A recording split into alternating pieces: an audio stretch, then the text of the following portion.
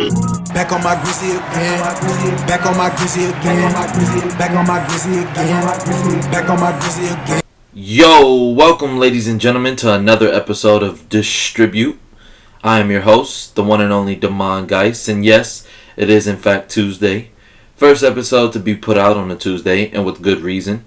In today's episode, we will discuss last night's Game 5 fallout with the Warriors able to send the series back to Oakland with the momentum, as well as the Game 6 predictions and KD injury implications.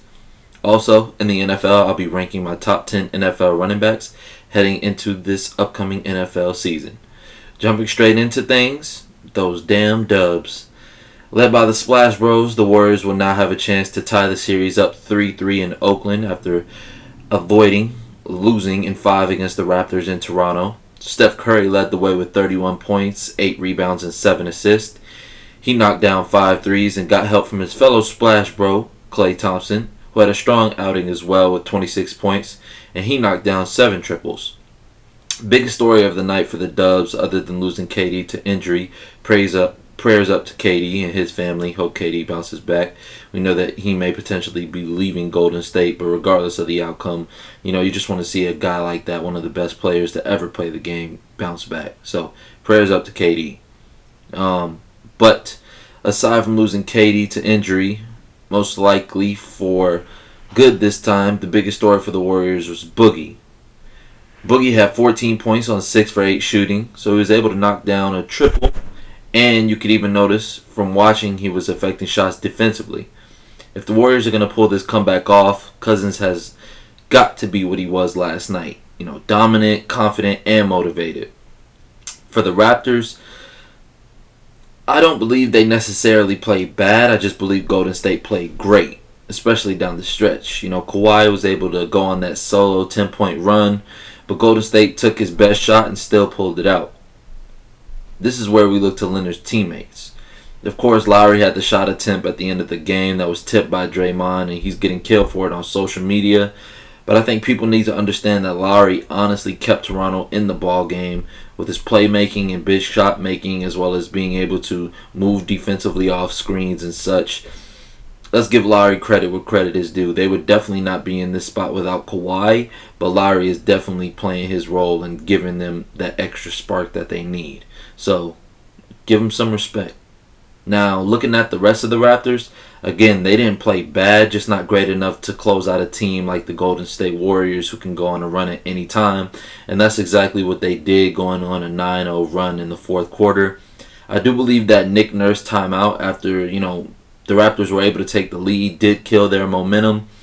And you can't give this Golden State team any air at any time. You got to be able to step on their neck, and the Raptors just weren't able to do that. Gasol had 17, Ibaka had 15, Van Fleet had 11, and Siakam had 12.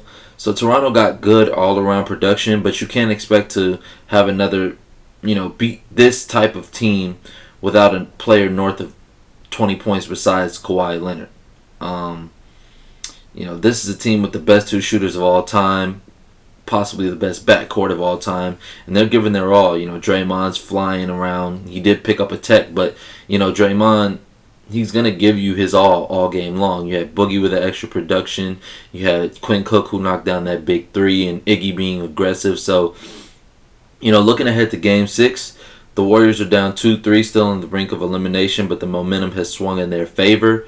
Toronto did win an Oracle back-to-back, but I believe doing it a third straight time, coming off an L on your home court, when you had a chance to, end it and win the championship on your floor, is just too demoralizing for this team. So I'm going to go ahead and take the Warriors.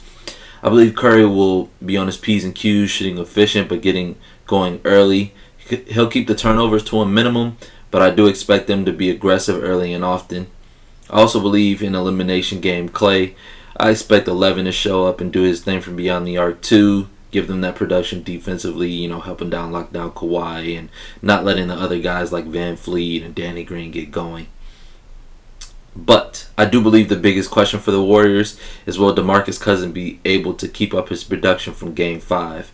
We saw him have a strong Game 2 and then 2 back-to-back bad games. So the verdict is still out on him. It'll be interesting to see if he can, make this a regular thing. I think, like Dragon Ball Z or Dragon Ball Super, Goku being able to tap into Ultra Instinct, but he wasn't able to keep that power remaining. Will Boogie be able to keep that power consistent and give Golden State that spark that they need? Now, for the Raptors, if they're going to end this on the Dubs floor, I believe it'll take an all-time performance from Kawhi from start to finish. I also believe Siakam will have to step up and be more aggressive, similar to his Game 1 performance. He's a young kid, but we've seen him do it before. So, these are where the greats write a chapter in their book, and I'm interested to see if Spicy P will be able to step up to the challenge. I expect Lowry to be a little better. Like I said, he did play good in my opinion. He kept them in the ball game, but I do expect him to play even better than that. Taking better shots. There was some shots where I felt like he kept it swinging and, would find an open Norman Powell. I believe in a more contested Kyle Lowry than I believe in an open Norman Powell. Just quite frankly, to be honest, no disrespect to Norman Powell, but Kyle Lowry is an all-star. So show why. People question why he's an all-star. Kyle Lowry is one of the best shooting guards in the NBA, and he has to show that. He has to put himself on that mantle and take it.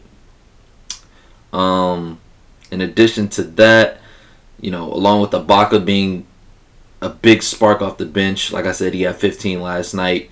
He's a monster on the boards. There's not a guy on Golden State that's giving him trouble, so expect that. Gasol, if he's able to do his thing, knock down a couple triples, affect shots defensively, and Van Fleet continuing to hit big shots and buzzing, breathing shots, and, be able to score off switches.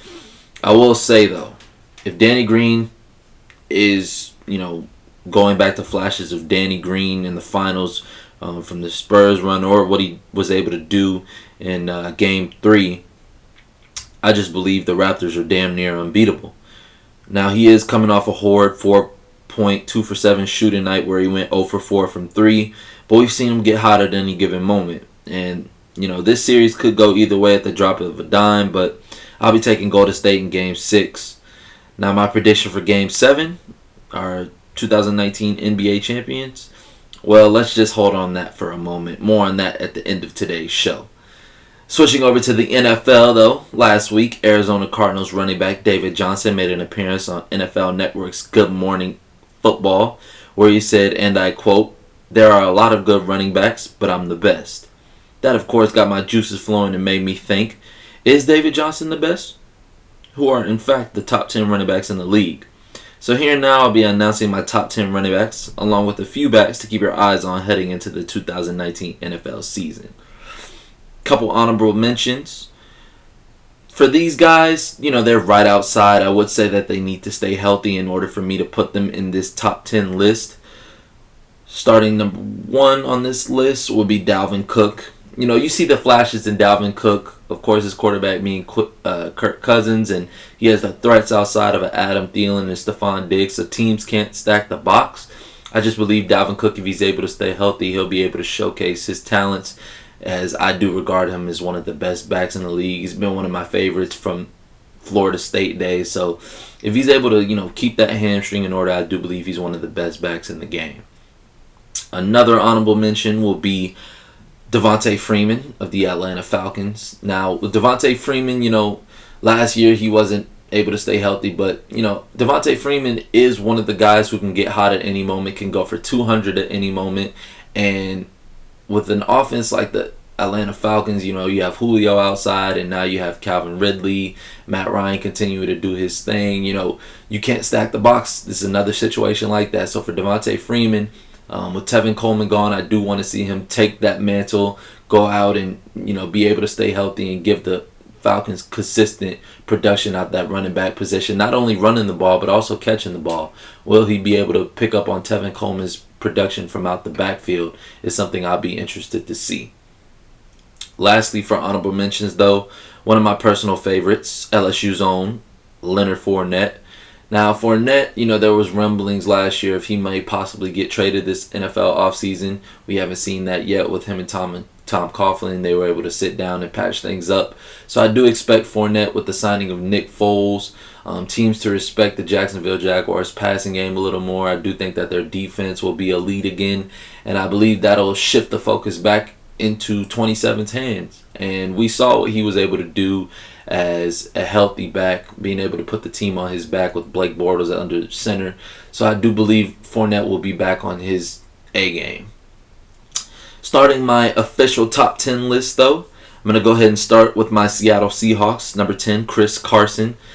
You look at Chris Carson, he missed a couple games last year, but was still able to finish top 5 in NFL rushing throughout the entire league. Seahawks were the number 1 rushing league in the entire league, and I believe that was a huge part in Chris Carson. This guy just runs so physical. He doesn't want to go down. You know, I wouldn't say he's as quick, but the way he runs reminds me of pissed off Adrian Peterson back in his Minnesota days. I'm really happy to have the guy on my team. I'll be interested to see if he'll be able to keep this up. You know, Seahawks did draft Rashad Penny last year in the first round, and he was able to vulture some carries out from Chris Carson. But as far as being the goal line back and taking over at the end of games, Chris Carson was that guy. So I'm interested to see if he'll be able to keep it up. Number 9, everybody's favorite underdog story, Philip Lindsay of the Denver Broncos. Lindsay came out of nowhere last year, was able to take the starting job from Royce Freeman, and he never looked back. This guy was able to secure a Pro Bowl spot, and very deserving so. I'm interested to see if he'll be able to keep up that production. You know, they bring in Joe Flacco, which really doesn't change much for them from the quarterback position. But as far as Philip Lindsay, we know that this guy's a baller. We know he can catch the ball out of the backfield. We've seen him do it all in his first year. So I'm interested in seeing if he can keep up that production. Number 8, the guy who started it all for us, David Johnson. You know, before his injury, you know, this is coming from a guy who consistently watched the Arizona Cardinals, the days with Bruce Arians and Carson Palmer, and they gave my Seahawks trouble all game. David Johnson is one of the game's best. I don't know if he's been able to tap back into that because of the injury that he had that kept him out. But you look to now them changing the whole offense, changing the whole coaching staff. You have Kyler Murray and Larry Fitz is still there. You know, the Cardinals were able to also go ahead and make some moves outside and get some outside talent at the wide receiver position in addition to the guys that they already had. They did lose some speed in J.J. Nelson, but I do believe David Johnson will be more healthy to start the season. Interested to see what they'll pick up.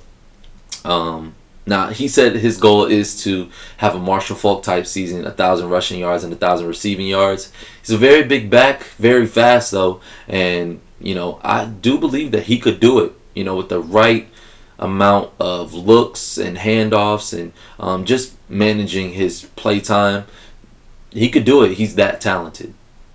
Number 7, the Chargers, Melvin Gordon. You know, before Melvin Gordon got hurt last year, the Chargers were red hot. They were able to keep up that production.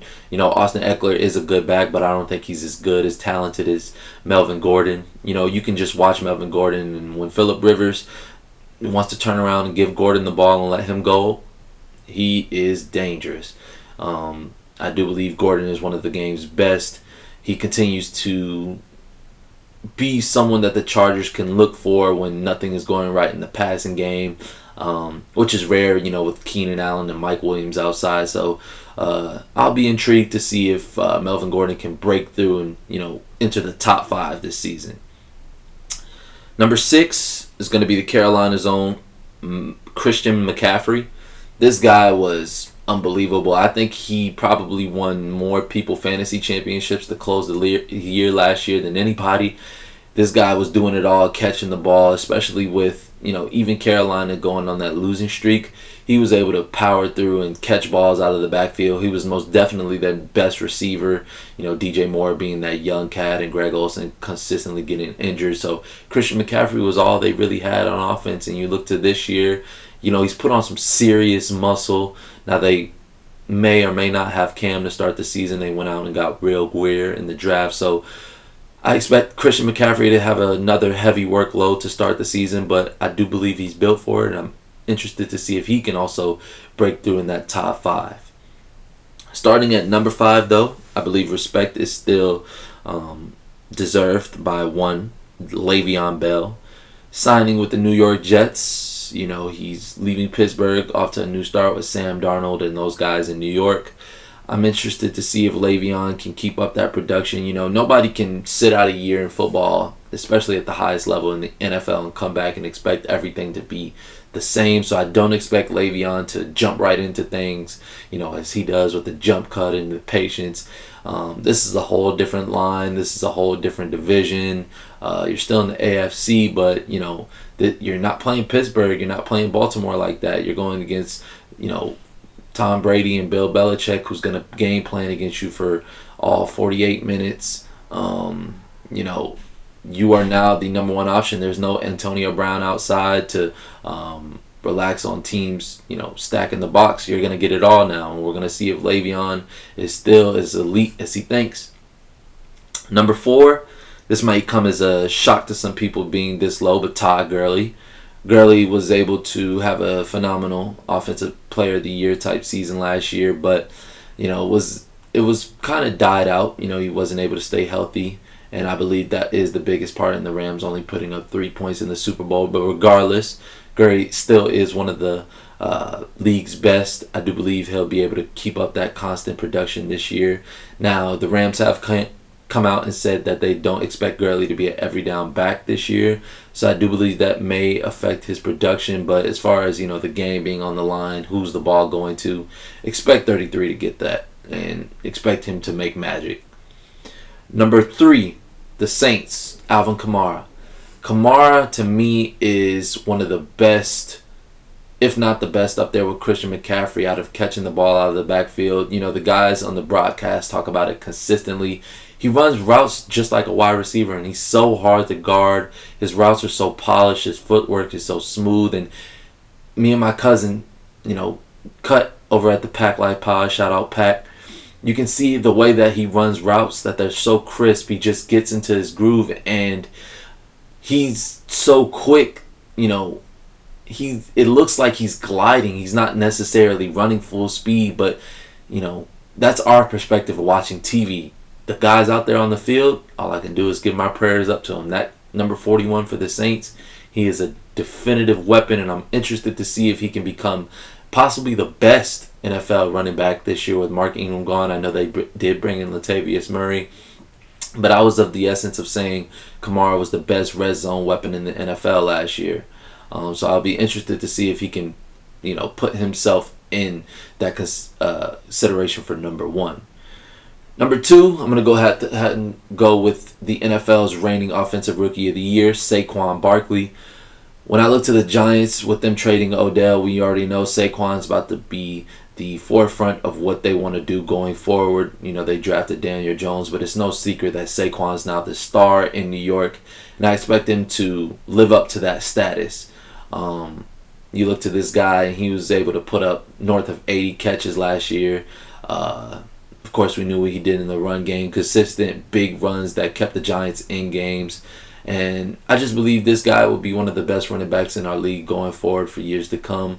I expect him to show out this year. I don't know if it'll be enough to propel the Giants to a winning record, but I do believe he'll have his highlights. He'll get his. And ending things with our number 1 spot, Ezekiel Elliott, staying in the NFC East. We know with number 21, he is the Dallas Cowboys. Regardless of what anybody thinks, the Dallas Cowboys go through Ezekiel Elliott. If he's not toting that thing, they're not winning the game. But if he's toting that thing, there's a very good chance that they're going to dominate you. He gets the defense going. He gets the whole coaching staff going. They call better when Ezekiel Elliott's running the ball, when they give him the ball consistently. I'm not of the belief that, you should consistently give the running back the ball 3 times, and see what happens. But Zeke is different. You can give him the ball first down, get you about 4 yards. Second down, he can get you the first down or get you close enough. And then 3rd and 3, they're the best team in the NFL of getting over that hump and getting the first down. So with that offensive line, we know what Zeke brings to the table. We also saw him be better out of the backfield last year, catching the ball. I'll be interested to see if Dallas and their coaching staff is able to keep that up, build off that. But as far as bringing in Amari Cooper, guys have to respect him on the outside. Jason Witten coming back, so he's going to be helping, niche up the outside and block, give them some more production running the ball. So I'm interested to see if Zeke will be able to keep his status as the number one running back in the league. Some guys that I have my eyes on breaking through this year will be Jordan Howard, just traded to the Philadelphia Eagles. He's now their clear number one back. I expect him to have a great season. People forget, just because he had a very rocky season last year, this guy was the second leading rusher behind Zeke the last 2 years. So Jordan Howard is very good. I do believe that, with Chicago was bad in John Fox era, he was toting, but people really didn't give him that recognition because, let's be honest, the way that the game is going, everybody wants to see the flashy highlight plays and the running backs catching the ball out of the backfield. But this guy's old school. You give him the ball, halfback dive, and he's going to get you about 5 yards, trucking over linebackers and defensive linemen. So I expect Howard to be that guy for Philly, for them to have to go ahead and put the game on ice. I believe Howard will be a big contributor for them this year, which I do expect them to win their division in the NFC East. Another breakthrough is actually Howard's former teammate, Tariq Cohen.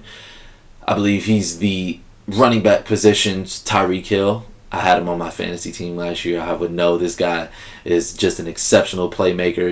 You see him in the backfield, he'll break a tackle you definitely think is going for a loss, and he'll skedaddle out of bounds for a 3-yard gain. He's just that energetic, that fantastic. He can make anything happen, screen plays, and I'm excited to see how Matt Nagy, with the departure of Jordan Howard, will he put Tariq Cohen on that number one status? Will he use him as the way the Saints use Kamara and splitting him outside and letting him run go routes, hitchbacks, screens? So we'll see if Tariq Cohen can break through and put himself on that top 10 list for this upcoming season. With that being said, we're going to go ahead and wrap things up in today's episode 9 of Dishhhtribute. Again, things a little weird with today's episode being released on a Tuesday, but of course we had to recap these finals. If the Warriors are able to force a Game 7, though, I will be doing another special edition episode that will release Saturday. Then, that Sunday, go ahead and listen over to the guys at the PACT Life Pod to get you ready for the game on Sunday. Be sure to follow Dishhtribute on all social media at Dishhtribute, as well as my personal on social at DemonGeist. Also, be sure to follow at PACT Brand to stay up to date on everything PACT. I'm your host, DemonGeist, signing off.